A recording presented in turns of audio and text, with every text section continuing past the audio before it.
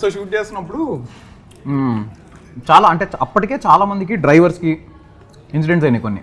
చెట్టు కింద car park చేసుకుంటే సడన్గా గొంతు మీద ఎవరో నొక్కినట్టు అనిపించడం, వాళ్ళ సఫకేషన్ ఫీల్ అయ్యి 4-5 డ్రైవర్లు మానేశారు షూటింగ్కి రావడం. అదైంది. Set boys 70 members set boys ఉన్న రోజు సడన్గా వాళ్ళకి ఏవో నాయిస్ లాగా వినిపించి, ఒక లేడీ సౌండ్స్ లాగా వినిపించి వాళ్ళు వెళ్ళిపోయారంట.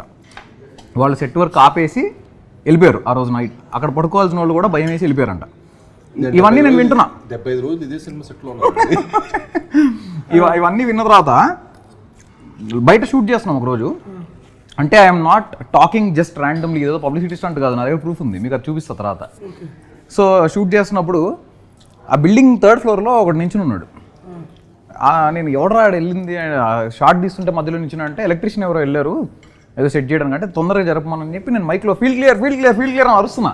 ఎవడు జరగడేంటి, వీడికి రెస్పెక్ట్ లేదు బొత్తిగా డైరెక్టర్ అంటాను. సరే పక్కన మా డిఓపి చిన్మయ్ ఫ్రేమ్లో చూస్తూ అరే ఉసుకో హటో అంటున్నాడు వాడు. అందరం అరుస్తున్నాం వాడిని జరగమని, వాడు జరగట్లేదు. ఒక అసిస్టెంట్ డైరెక్టర్ బైక్ వెళ్ళి చూశాడు, అక్కడ ఎవరు లేరని చెప్తున్నాడు, అక్కడ ఎవరు లేడని చెప్తున్నాడు. మాకు అక్కడ క్లియర్లీ మనిషి కనిపిస్తున్నాడు.